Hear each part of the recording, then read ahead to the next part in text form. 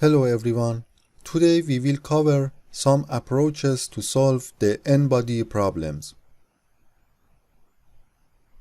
In the n-body problem, we simulate the behavior, or might be better to say the motion of particles interacting through the force of gravity.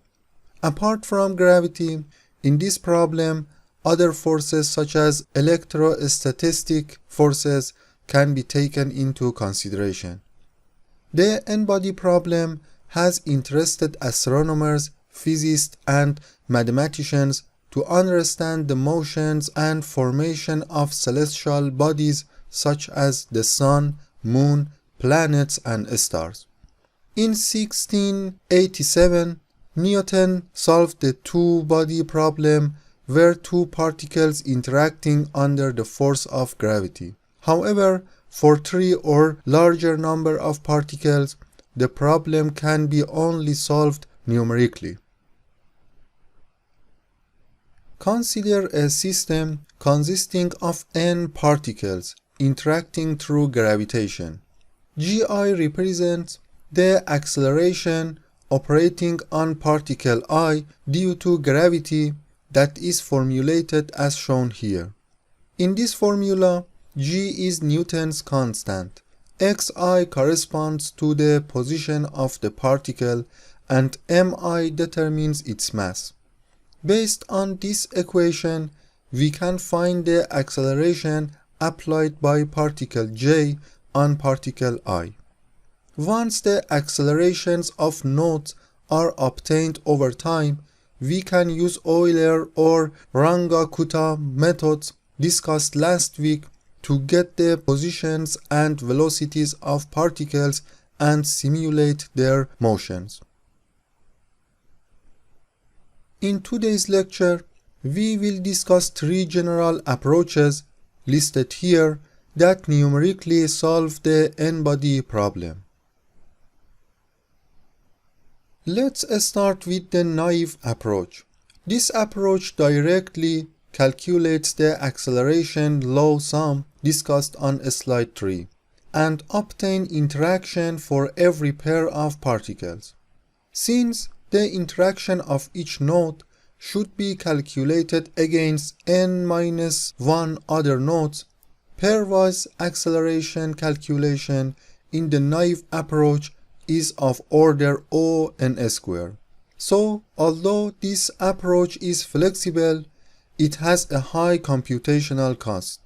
Because of that, this approach is not able to solve problems including billions of particles. It is important to note that the main advantage of this approach is its accuracy.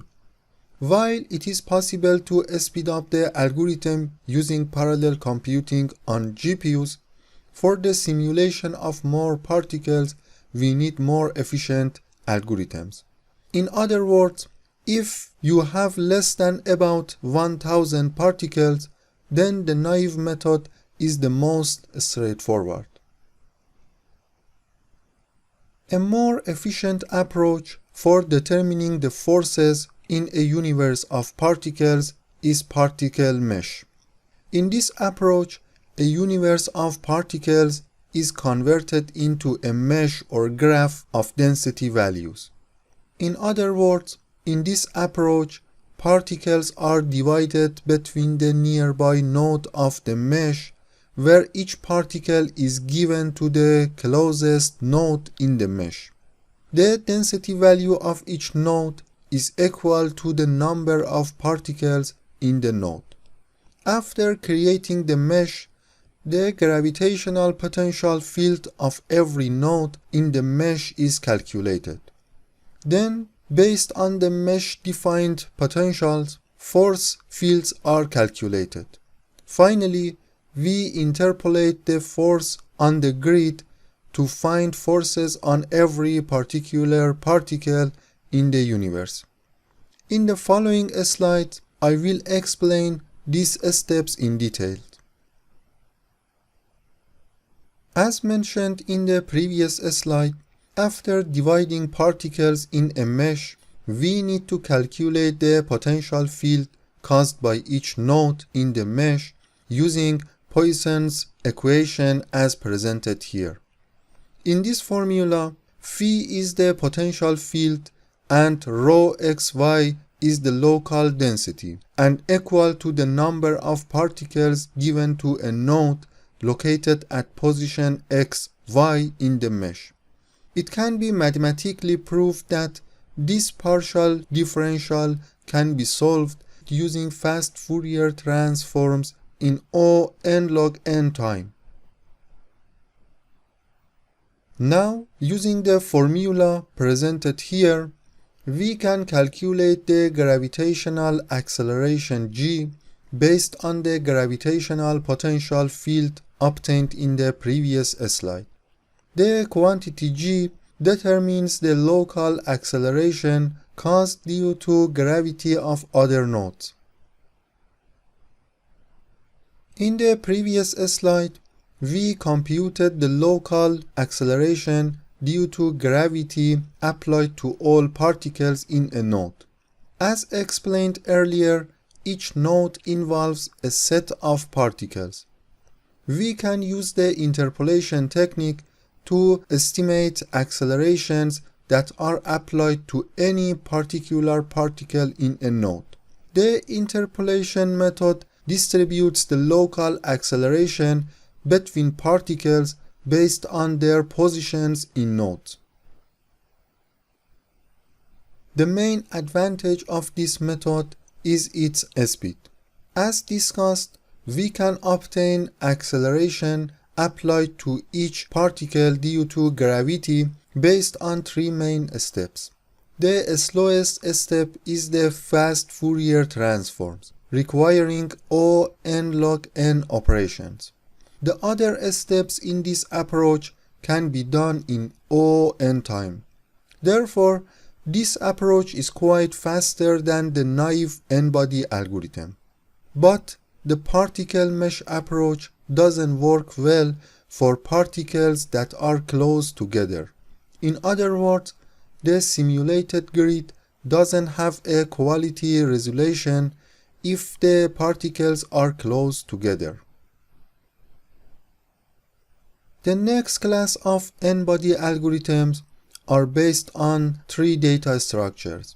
Three algorithms are developed based on the observation that particles can be grouped and their gravitational effect approximated by one large mass located at the center of gravity.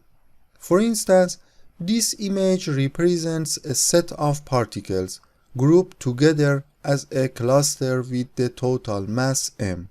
This cluster can be represented as a single superparticle Cg concentrated at the center of the cluster. So, we can use this superparticle in acceleration calculations.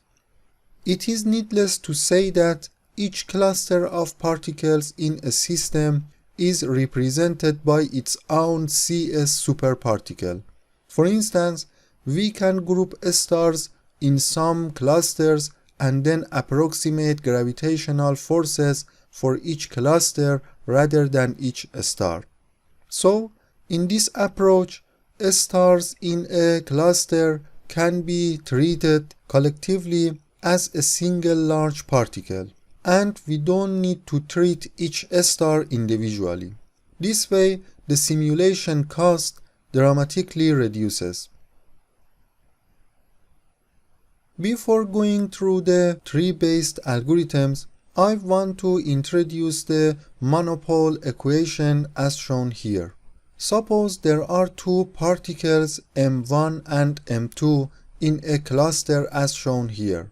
The first particle is situated at a distance of dr1 from the center of mass, while the other particle is dr2 units away from the center of mass. The maximum distance between any particle in this cluster and the center of mass doesn't exceed the radius dr. As we can see here, the monopole formulation doesn't require the exact position of each particle in a cluster. So it can be straightforwardly used to calculate the gravitational acceleration applied upon an observer situated at a distance of r from the center of mass. For instance, in this slide we have two clusters. Each has its center of mass. One approach is to use the pairwise acceleration formula discussed on slide 3 to obtain the acceleration exerted by the source particles on the target particles. This approach is too computational demanding. Some tree algorithms suppose that each body in a target cluster will have a similar acceleration due to the gravity of a far away source cluster. In simple words, all particles in these target clusters are given the same acceleration caused by the gravitational field of the source cluster. So, we can represent the two clusters by their centers of mass. Then, the monopole formulation is used to approximate the acceleration applied to the center of mass in the target cluster by the source center of mass in the source cluster. Therefore, based on this assumption, we can estimate the acceleration between a pair of particles by just one calculation, rather than computing all the accelerations between all the constituent particles. There are several particle clustering algorithms working based on hierarchies of clusters. At the top level of the hierarchy, we have a cluster including all particles. This top-level cluster is then gradually divided into smaller clusters in the successive levels of hierarchy, and particles are divided between the smaller clusters. So, it implies that hierarchical algorithms use tree data structures to approximate solutions for n-body problems. The diagram in this slide illustrates how a tree algorithm works. We have a sample distribution of 23 particles in a square space. The root of the tree represents the full domain. Then particles are divided evenly into 4 clusters.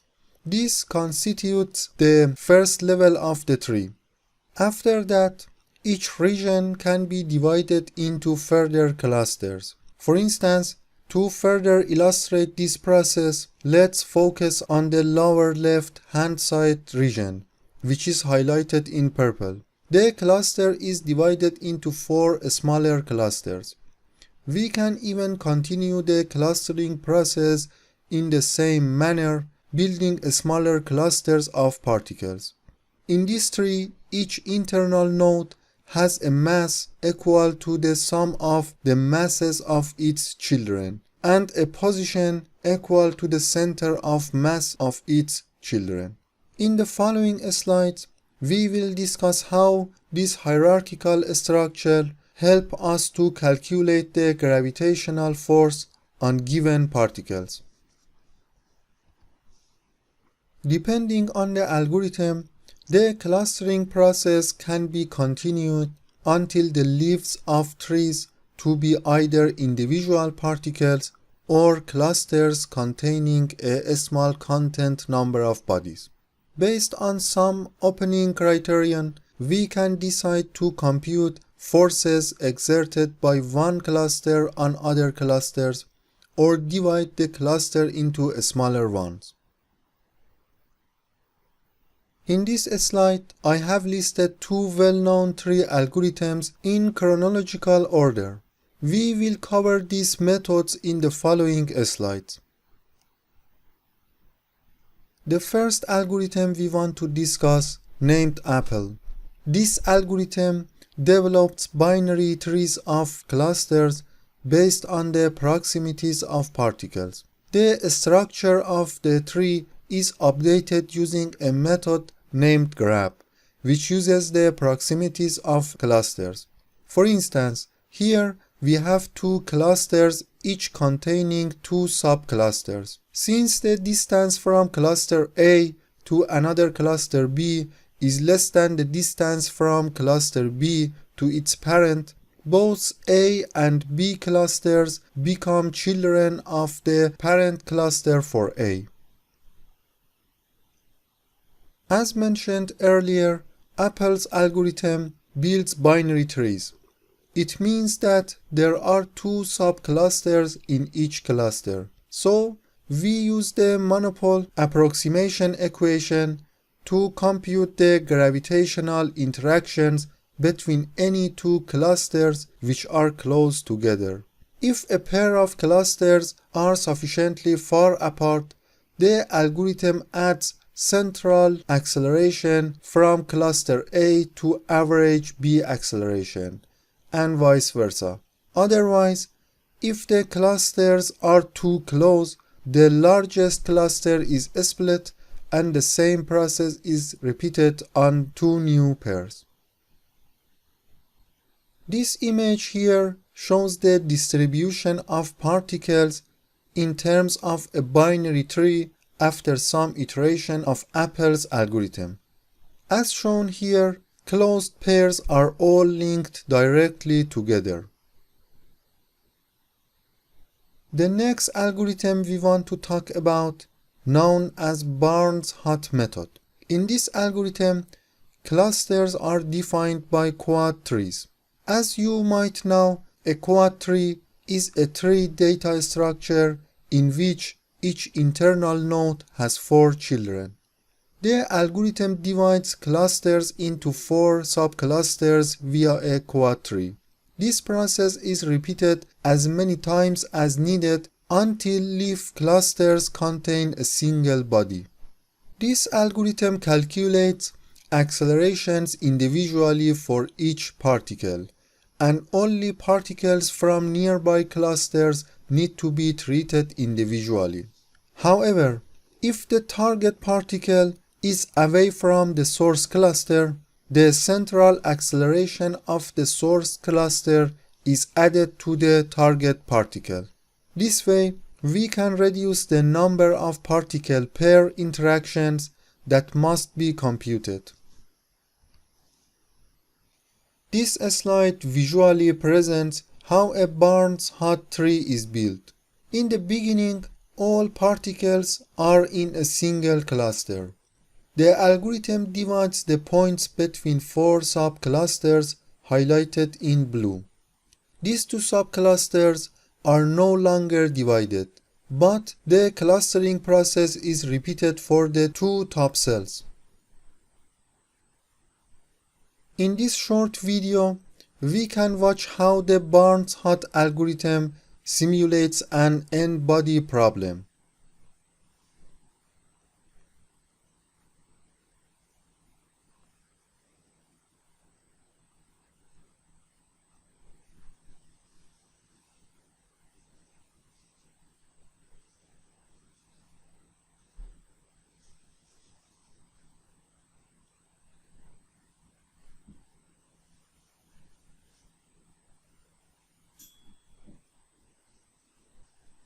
And that's all for today's lecture. Thanks for your attention to this video.